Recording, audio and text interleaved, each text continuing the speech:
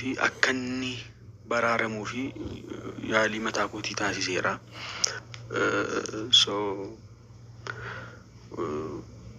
Egaanii viidiyoo waaqoo akkuma argitanii akka addaan hin baanee fi yaalii adda addaa geggeessaan ture jedhee maatiin illee waan beekuu fi sabni illee waan beekuu uummati hundumtiyyuu waan beekuu fi gaa'elli qaldii miti bultiin qaldii miti akka bultiin koo diigamuun barbaaduun ture waanumti akkasiyyuu narra ga'a jedhee yaadee hin beeku baay'ee tokko gaddee baay'ee tokko natti dhaga'ame jedhee wallahi hin boo'u jedhe ana nyaatu viidiyoo isaa dhaggeeffataniitu biti anamma reefu aga dhumaatti dhaggeeffadhee ka'uutti jira. Sa'aatiin inni gadhiifame sanatti biiziin ture amma reef dhaggeeffadhee jechuudha wallahi hedduu tokko garaana nyaate qalbii kiyya na cabse dhugaa dubbachuu fi sanummaa daa'imummaatti fuudhe silumayyuu hin beektu ijoollummaatti fuudhe ijoollummaa kanatti immoo bakka wanta inni hin beekintu isa mudate jechuudha wallahi. Kanuma bakka fuudhee hini ka waan jedhamu sammuu keessaayyuu hin qabu yaada kanayyuu hin qabu jedhee hin beektu gaa waan irra ga'a ture waaqoon kun nama sammuunsaa cimaatii hundi keessaniyyuu hin beektu isinitti himuun barbaachisu. Kan inni hojjetuunis afaan Oromooti kan inni haasa'us afaan Oromooti waan ta'eef jechuudha akka warroota diraamaa hojjetu yookaan immoo koomedii adda addaa hojjetutti.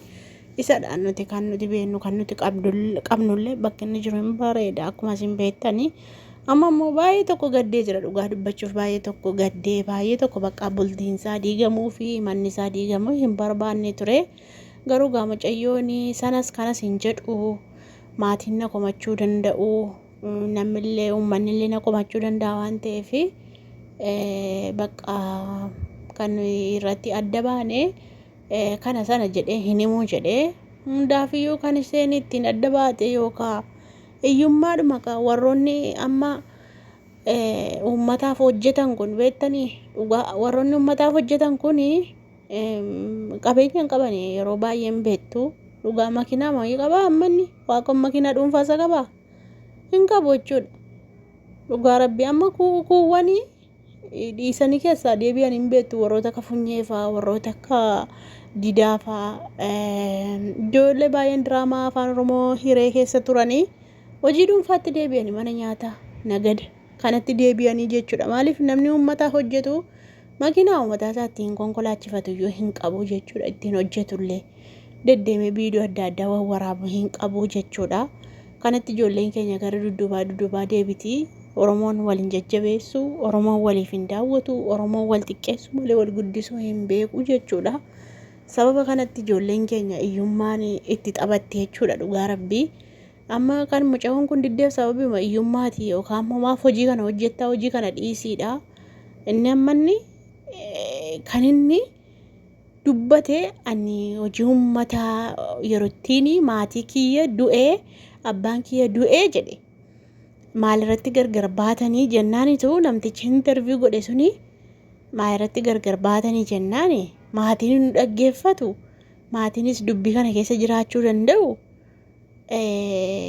adda baaseen dubbanne malee maal jedhee yoo qabattaniitu ta'e haasaasa seeraan dhaggeeffattaniitu taanaan jechuudha yerootti abbaan kiyya du'es kan na wajjin dhaabbatee biyya adda addaarraa na dawwalee na dubbisee kan qaamaan na bira jiru immoo na bira dhufee na laalee waa baay'ee na wajjin ta'anii uummanni Oromoo jedhe deebisii immoo gaafan fuudhes akkasumas yeroo gammachuu kootii yeroon fuudhes namoonni natti dhiyoo jiran qaamaan dhufanii naa gammadanii warroonni irraa fagoo jiran immoo bilbilaan naa gammadanii gammachuus gaddas wajjin hirmaadhee jira uummata kanaa wajjinii jedhe amma isheen diraamaa kana waanuma hojjettu kana iyyuu dhaabi jettee natti fakkaata akka yaada kiyyaatti jechuudha akka inni haasa'etti kanaaf gargar baanee hin jenne adda baasee garuu immoo akkan taa'ee tilmaametti akkanuma baqa maaliif hojii kana hojjettaa dhiisii hojii kanarraa deemisi jijjiiraan jiru maal argachaa jirta galii meeqa gashite maal godhachaa jirta jetteeti natti fakkaata kanumaa fi itti adda baate inni immoo amma hin danda'u yaalee jiraa jedhe amma hin danda'u kadhee jiraa jedhe garuu hin dandeenye humna kiyyaa ol ta'e jedhe ammanni saba isaatiif jedheetu kunoo jaartii isaatti adda bahee jechuudha. Argitanii dhugaa rabbii kanadha malee rakkoo biraa maal qabu ree? Rakkoo biraa maal qabu? Isheen illee daa'ima inni illee daa'ima jechuudha. Rakkoo biraa maaltu jira? Kanuma jira jechuudha. Maaliif hojjetta? Dhiisi jijjiiramni hin jiru. Dhiisi guddachaa hin jirtu. Feemasii maqaan maal godha? Maqaadhaan feemasii abaluu feemasii foloorsii ammana qaba. Sabiskiraabii ammana qaba. Maa yoo birriin qabaatin maa inni maqaan feemasiidha jechuun yoo birrii qabaattee ijoollee kee jiraachifattu, jaarsa kee jiraachifachuu, maatii kee jiraachifachuu dandeessaa jechuudha. Rakkoon muca'oo kana muca'oon haftaamiidha. Muca'oon maatii haftaamiidha. Wallaahi qe'ee warra isaanii nan beekaan. Muca'oo biyya kiyyaati sirriitti beeka. Muca'oon maatiin otuu maatiin homaan qaban ta'e Kanaadaatti barumsa dhatte bar isheen barumsa barachuu dhatte malee akka keenya qansiraa biyyaan baane bar. Amma nuti qansiruudhaafitu jijjiiramuudhaafitu mana madaamii keessa hojjenna. Isheen kanaaf hin deemne. Kan isheen deemtee fi barumsa barachuu deemte.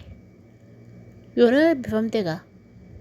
Barumsa barachuu deemte malee qansiraa yookaan mana namoonni tokko qansiraadhaaf Ameerikaa dhaquu, qansiraadhaaf Kanaadaa dhaquu, kunoo mastaayitii miicaa oolu ijoollee keenya nagartu. Waa meeqa gochaa oolu ashawwaa fa'aa bishaan fa'aa intini qe'ee fa'aa qulqulleessaa oolu warroonni Kanaadaa jiranii, warroonni Ameerikaa jiranii, hoolaa fa'aa qaluu jedhanii, sa'a qaluu jedhanii. Dhugaa rabbii hojii kana kan hojjetu.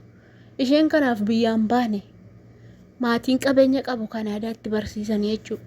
Kutaa 12 fixxee Kanaadaatti barumsa baratti jechuun mucayyoon cimtuudha. Sababa kanaatu dhiisii hojiin kun sin madaaloomaa argachaa hin jirtu jetteen. Kanattitu dachee nyaate jechuudha mucaan. Sinii galee jiraama. Kanuma gamaan rakkoon isaanii akkasumatti kaalkuleeshin godhadheen dhugaa rabbii isinoo maal jettan? Isinii maal jettan? Dhugaa rabbii. Hedduu na gaddisiisi. Ani beektanii waan hin kolfaa haasa'u isinitti fakkaata yeroo tokko malee haasaadhuma kiyya malee ani kolfaan haasa'u kanaafidha. Dhugaa warri mee isinumti ilaalaa warroota diraamaa hojjetu, warroota sirbitoota namni darbee malee wallaahi hedduun isaanii baay'ee hiyyeessa baay'ee hin qabani. Amma waaqa waggaa meeqa guutuu hojjetaan agartu ijoollee keenya asuma irratti xinnummaa dhaqee guddate inistuu argitanii jirtu. Yoo hojii biraan qabaatin jijjiiramuun hin jiru. Wallaahi jijjiiramuun hin jiru. Maaliif miidiyaa mataa isaanii hin qabanii? Miidiyaa mataa isaanii irratti hojjetanii, yuutuuba mataa isaanii hin qabanii. Utuu yuutuuba dhuunfaa qabaatanii yuutuuba dhuunfaa isaanii irratti waan margan mee ijoollee Amaaraa kana ijoollee warra soddaafaa kana laalame. Diraamaa hojjetu yuutuuba qobaatti banataniitu yuutuuba isaanii irratti immoo piraankii wal godhu, wal affeeru, bakka bashannanaa dhaquu, adaamaa dhaquu, maatii dhaqanii dubbisuu yeroo ayyaana. Kana akka itti jiraatti ijoollee warri soddaa kan keenya dhugaa rabbii hin beekon muudii waa tokko hin galleef. Diraampii amma waaqonfaan yuutuuba isaanii dhuunfaan qaban kan namaa irratti hojjetu. Yuutuuba dhuunfaatu qabaatanii hojjetanii kun hundaan jiru jechuudha.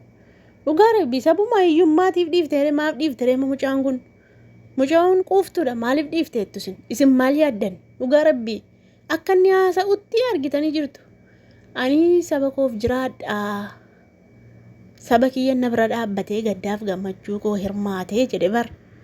Isin maal yaaddu? Mee maal jettan isin? Mee dhugaa rabbii mee dhugumaan na dhaggeeffattaniitu ta'ee rakkoo isaanitti adda ba'anii yoo kana hin ta'ini maal jettanii yaaddu?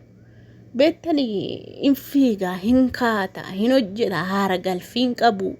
Makiina tokko qaba namni amma nu bashannansiifteetta waaqoo koo diraamaa keetti haara galfannaa diraamaan kee nama taphachiisa, namatti tola jedhee namni birri tokko kennuuf jira. Matu makiinaan bitamaaf waa gargaarra mana hin jiru. Garuu hojii mataa isaatii dhiiseetti kan inni uummata kanaaf hojjetu jechuudha. Wallaahi hojii mataa isaatii dhiiseetti barsiisaa ture miti. Duraan hin barsiisa akkoo barsiisummaa barsiisaatu diraamaallee hojjetaa jechuudha.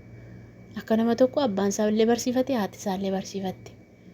Garuu hojii isaa dhiiseetu kun uummata